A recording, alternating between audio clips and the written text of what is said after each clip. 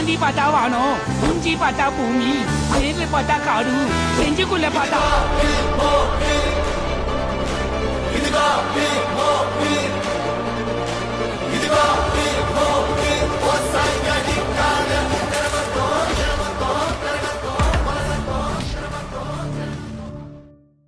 So yes நண்பர்களே, welcome to the another video. So இந்த வருஷத்தோட ஸ்டார்டிங்லேயே நான் ஒரு வீடியோ போட்டிருப்பேன், ஐபிஎல் ப்ரெடிக்ஷன் 2026. ஒரு அசிங்கமாய் போச்சு குமார். ஆக்சுவலாக அந்த வீடியோவில் நான் ப்ரிடிக்ட் பண்ண எல்லாமே தப்பாக தான் போய் முடிஞ்சிருக்குது. If you guys want to see that video வந்து நான் லிங்க்ல டிஸ்கிரிப்ஷனில் கொடுக்குறேன், இல்லை எங்கேயாச்சும் வரும். ஓகேவா? இந்த வீடியோ பார்த்துட்டு அந்த வீடியோ போய் பாருங்க, செம காமெடியாக இருக்கும். So yes, RCB defended their trophy once again, back to back. அதுவும் ஜெயிச்சிருக்காங்க. They are joining in the elite club. Accept or die, RCB era is started. ஒத்துக்கிட மனசு இல்லனாலும் அதான் நேசம். So இன்னைக்கான வீடியோல நம்ம என்ன பண்ண போறோம்னா, RCBS they are the defending champions. இவங்க எப்படி கப்பு ஜெயிச்சாங்க, இந்த வருஷம் என்னெல்லாம் நடந்துச்சுன்னு சொல்லிட்டு, ஏன் கிரிக்கெட் நாலேஜ்ல வந்து நான் வந்து எப்படி ஜெயிச்சாங்க அதெல்லாம் சொல்ல போறது இல்லை. நான் ஆல்ரெடி சொல்லி வந்து எல்லாம் வந்து மெஸ்அப் ஆயிடுச்சு. ஸோ இன்னைக்கான வீடியோல வந்து டியர் ரேங்கிங் RCB பிளேயர்ஸ், இதுதான் வந்து நமக்கு வந்து நல்லா வரும். ஸோ வந்து ஆடின 15 பிளேயர்ஸையும் நம்ம வந்து டியர் ரேங்க் பண்ண போறோம். ஏன்னா இதுதான் வந்து ஓரளவுக்கு நம்ம பண்ண வந்து ஓரளவுக்கு கரெக்டா இருக்குது. ஸோ ஆல்ரெடி சிஎஸ்கேக்கு பண்ணியிருப்போம். அதே மாதிரி now I am going to do for RCB. And tiers எல்லாம் வந்து எக்ஸ்பிளைன் பண்ணிக்கிறேன். ஓகே, ஸோ முதல் டியர் வந்து கோட்டர். ஸோ எவ்ரி ஒன் நோஸ் இந்த கோட்டர்ல வந்து யார் இருப்பாங்க அப்படின்ட்டு நான் எக்ஸ்பிளைன் பண்ண தேவையில்ல. செகண்ட் டியர் வந்து முத்து யூஆர். ஸோ முத்து யூஆர் அப்படின்னா இந்த டைலாக் எப்படி டிரான்ஸ்லேட் பண்ணா உங்களுக்கு தெரியும்.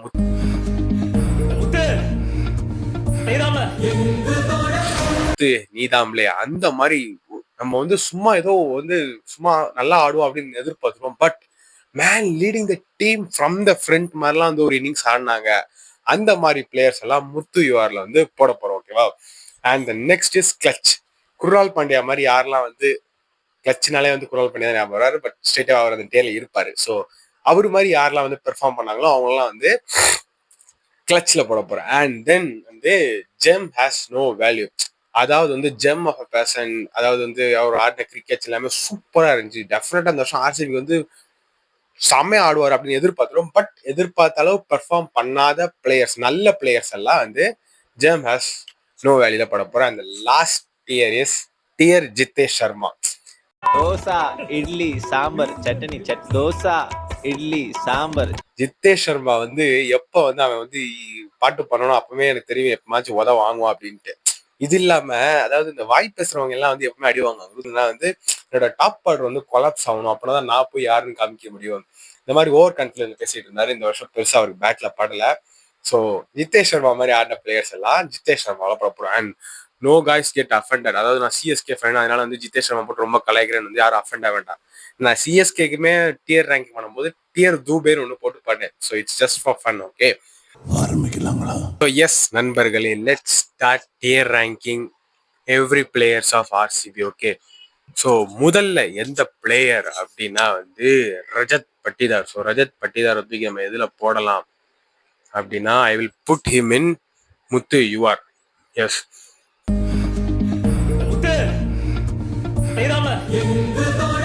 டீமுக்கு வந்த நாள்ல இருந்து சரி ஒரு நல்ல பிளேயருக்கு ரீப்ளேஸ்மெண்ட் எடுத்திருக்காங்க. ஓகே, கேப்டன்சி கொடுக்குறாங்க. சம்மவ் இந்த ருத்ராஜ் பையா தான் நம்ம வந்து நிறைய எக்ஸ்பெக்ட் பண்ணியிருந்தோம். ரஜத் பட்டிதார் மேல சீரியஸா எனக்கு பெருசா அந்த அளவுக்கு எக்ஸ்பெக்டேஷன் இல்லை. வாட் ஓகே, ஒரு 2 3 இன்னிங்ஸ் நல்லா ஆடினாலே போதும்னு நினைச்சா man leading from the front. Captain Rajat Patidar. அதுவும் நான் எழுதி தரேன், one of the goated innings from a captain. 33 பால்ஸுக்கு அந்த குவாலிஃபயர் 1ல ஒரு இன்னிங்ஸ் ஆடினா பாருங்க.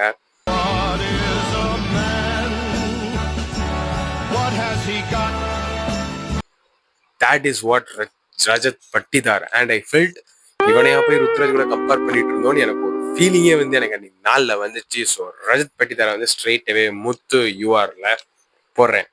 அண்ட் ரெண்டாவது பிளேயர் யாரு அப்படின்னா தேவ் தட் படிக்கல். ஆக்சுவலா எல்லாருமே வந்து படிக்கல் வந்து ரொம்ப அண்டர் எஸ்டிமேட் பண்ணி தான் வச்சிருந்திருப்பீங்க. பட் எனக்கு படிக்கல் வந்து டொமஸ்டிக் கிரிக்கெட்ல ரொம்பவே நல்லா பெர்ஃபார்ம் பண்ணா. ராஜஸ்தான் போயும் கொஞ்சம் தடுமாறினாலும் டொமஸ்டிக்ல சூப்பரா பெர்ஃபார்ம் பண்ணியிருந்தா. நான் ஓரளவுக்கு அவரோட ஸ்டாட்ஸ் எல்லாம் பார்த்துட்டு தான் இருந்தேன். கரெக்டா ஆர்சிபி அவனை தூக்குனாங்க. அவனும் தேவைப்பட்ட நேரங்கள்லாம் தாண்டி கன்சிஸ்டன்டாவே ஆடிட்டு இருந்தான். So I going to put him in முத்து யூஆர்.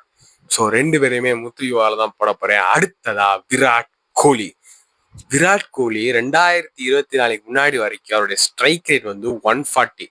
ஆனா இந்த 3 வருஷத்துல, அதாவது கப்பு ஜெயிச்ச வருஷம், அந்த வருஷம் அண்ட் 2024, இந்த 3 வருஷத்துல மட்டும் ஸ்ட்ரைக் ரேட் வந்து 165க்கு மேல இன்க்ரீஸ் பண்ணியிருக்காரு. விச் ஷோஸ் நான் வந்து அடிச்சுதான் ஆட போறேன், கப்பு அடிக்க போறேங்கிற ஒரு மென்டாலிட்டி தான் ஆடி இருக்காரு. அண்ட் இதுக்கு நான் வந்து முத்து யூஆர் தான் வந்து கொடுக்க போறேன். முத்து நீதாம்ல அப்படின்னு. என்னப்பா இது கோட்டட் இல்லையா, விராட் கோலிக்கு கோட்டட் இல்லையா அப்படின்னு நீங்க எல்லாம் கேட்கலாம். சொல்றேன், கடைசியா சொல்றேன். இவனை நான் வெட்டாம விட மாட்டேன். அண்ட் தென் ஃபில் சால்ட் வந்து ஆக்சுவலா ஸ்டார்டிங்ல வந்து ஒரு மாதிரி வந்து உழப்புனாரு. அதுக்கப்புறம் வந்து ஒரு மாதிரி ஆடி அதுக்கப்புறம் வந்து இன்ஜுரி ஆகி வெளியே போயிட்டார். ஸோ ஃபில் சால்ட் வந்து நான் வந்து ஜெர்ம் ஹேஸ் நோ வேல்யூ, நல்ல பிளேயர், நிறைய எதிர்பார்த்தோம். பட் இந்த வருஷம் வந்து நினைச்ச அளவுக்கு பெர்ஃபார்ம் பண்ண முடியல. ஸோ அதனால வந்து ஹீஸ் அ ஜெம். பட் இந்த வருஷம் அவரோட வேல்யூ வந்து கொடுக்க முடியல. அடுத்தது வந்து ஜிதேஷ் சர்மா. அவருக்காண்டியே கிரியேட் பண்ண பர்ஃபெக்டான டயர்ல தூக்கி அவரை உட்கார வச்சிடலாம். ஜிதேஷ் சர்மாவை தூக்கி ஜிதேஷ் சர்மா. எப்பவுமே வாயை மட்டும் ஓவரா பேசுனீங்க அப்படின்னா வாழ்க்கையில கீழே போயிருவீங்க. இதுக்கு ஒரு பெஸ்ட் எக்ஸாம்பிள் ஜிதேஷ் சர்மா. தோசா இட்லி சாம்பார் சட்னி தோசா இட்லி சாம்பார். அடுத்தது Krunal Pandya. Any problem?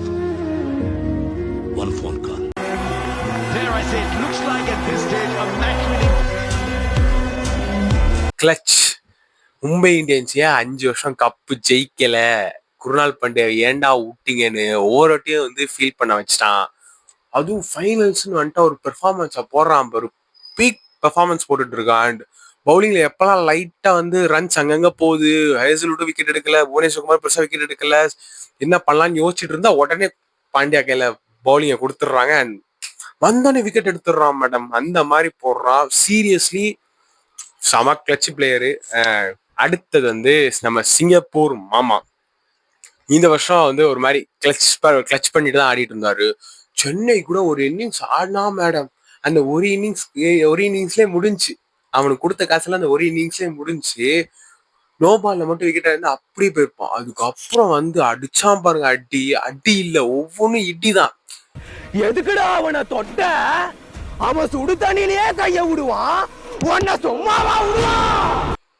And அதுக்கப்புறம் வந்து ஒரு மும்பை கூட ஒரு இன்னிங்ஸ் ஆடினா. ஸோ எங்கெல்லாம் டீமுக்கு தேவைப்படுதோ அப்போ வந்து குருணால் பாண்டியா மாதிரி டெப்த்ல ஒரு கிளச் தேவைங்கிற மாதிரி கடைசி நேரத்துல கிளச்சை போட்டு டாப் கியருக்கு போற நம்ம சிங்கப்பூர் மாமாக்கு clutch. And then Romario Shepherd. I will put him in Jitesh Sharma because இந்த வருஷம் வந்து பெருசா ஆடல. ஆக்சுவலா மும்பைல இருக்கும்போது கூட பெருசா ஆடல, அதனாலதான் அவங்களே ரிலீஸ் பண்ணாங்க. ஆனா கரெக்டா வந்து தினேஷ் கார்த்திக் இந்த ஃபிளாரும் கரெக்டா தூக்கி போட்டாங்க, அடிச்சான். ஆனா அதுக்கப்புறம் வந்து எக்ஸ்போஸ் ஆக ஆரம்பிச்சிட்டான். பட் ஸ்டில் அவன் டீம்ல வச்சிருக்காங்க. கண்டிப்பா என்னைக்காச்சும் வந்து ஒரு பெரிய நாக்கு, இந்த சென்னை கூட நான் ஆடின மாதிரியான ஒரு ஃபினிஷிங் நாக்கு அப்பப்போ ஒரு சில மேட்ச் அடிப்பான்னு சொல்லி வச்சுக்கினே இருக்காங்க. பட் பவுலிங்கை பொறுத்த வரைக்கும் அவன் இந்த வாட்டி சீரியஸ்லி ஜிதேஷ் சர்மா மாதிரி தான் பெர்ஃபார்ம் பண்ணியிருக்கான். பவுலிங் போட்டாலே அடிக்கிறாங்க, அவன் போட்டாலே அடிப்பேன் அப்படிங்கிற மாதிரி அடிக்கிறாங்க. ஸோ அதனால வந்து ஜிதேஷ் சர்மா. ஏன் அப்படின்னா மும்பை கூட ஒரு மேட்ச் ஆடிருப்பான், ஈஸியான மேட்ச் முடிச்சிருக்கலாம் அந்த மேட்சை. ஆனா வந்து ஒய்டாக்கர் பால் அடிக்க முடியாம திணறுவான் அண்ட் அவுட் ஆயிட்டு வெளியே. அப்புறம் புவனேஸ்வர் குமார் வந்து அடிச்சு ஜெயிச்சு கொடுப்பான் அந்த மேட்சை. அந்த மேட்ச்ல அவன் நினைச்சுன்னா ஈஸியா முடிச்சு கொடுத்துருக்கலாம், பட் அதை முடிக்கல. அதனாலே வந்து இவன் நான் வந்து ஜிதேஷ் சர்மால போடுறேன். அதுக்கப்புறம் ஜேக்கப் பெத்தல் ஸ்ட்ரெயிட்டாவே தூக்கி ஜெம் ஹேஸ் நோ வேல்யூ. நான்லாம் ரொம்ப எதிர்பார்த்தேன், ஜேக்கப் பெத்தல் வந்து இருக்கான் மும்பைல அண்ணா மாதிரி, அதாவது வந்து அந்த T20 வேர்ல்ட் கப்ல மும்பை கிரவுண்ட்ல அந்த மாதிரியான ஒரு இன்னிங்ஸ், ஸ்டார் பாய் இன்னிங்ஸ் ஆடி இருப்பான். இந்த வாட்டி ஆர்சிபில வேற இருக்கான், ஆல்ரெடி அவங்க டீம் ஸ்ட்ராங், இவன் வேற உள்ள இருக்கான். பெஞ்ச்ல வேற உட்கார வச்சிருந்தாங்க. என்னைக்கு ஆட போறா, என்னைக்கு ரிஸ்கா போகுது நான் யோசிச்சுக்கிட்டே இருந்தேன். இறக்கி விட்டாங்க, ஒரு மாதிரி ஆடினா. பட் பெருசா அவன்கிட்ட இருந்து எந்த ஒரு நாக் இம்ப்ரெசிவா வரல. So he's a GeM. But இந்த வருஷம் ஆர்சிபிக்கு பெருசா வந்து அவன் வேல்யூ ப்ரொவைட் பண்ணல. அடுத்ததா வந்து ஜேக்கப் பெத்தல் ஒழுங்கா விளையாடல, நீ வெளியே போய் உக்காருன்னு சொல்லிட்டு நம்ம வெங்கி ஐயா உள்ள கொண்டு வந்தாங்க. தலைவன் ஆடினா பாரு ஆடு, என்ன மாதிரி ஆட்டா. I will put him in முத்து யூஆர். பஞ்சாப் கூட ஒரு மேட்ச் ஆடினா ஃபைனல்ஸ்ல காலு போயிடுச்சு, ஆனாலும் அடிக்கிறான் பாருங்க மேடம். அதான் வெங்கி ஐயர். அண்ட் இந்த பிக் திங்கிறனா 7 கோடி பெர்ஃபெக்ட் ஸ்டீல் ஆக்ஷன்ல எவனுமே போல 7 கோடிக்கு மேல. அவன் வந்து கேகேஆர் அப்பப்பே வந்து ஒரு செஞ்சுரி போட்டு சூப்பரா ஆடிட்டு இருந்தான். அதை வந்து யாருமே நோட் பண்ணல. கரெக்டா ஆர்சிபி பெஞ்ச்ல தானே உட்கார போறான், அங்கங்க ஆள்லாம் கூட பிரச்சனை சொல்லி தூக்கி போட்டாங்க. அட்லீஸ்ட் கொஞ்சம் வந்து பிட் பண்ணி ஒரு 11 கோடிக்கு போயிருந்தா கூட நான் சந்தோஷப்பட்டிருப்பேன். 7 கோடிங்கிறது பெர்ஃபெக்ட் ஸ்டீல். வெங்கடேஸ்வர கரெக்டா தூக்குனாங்க.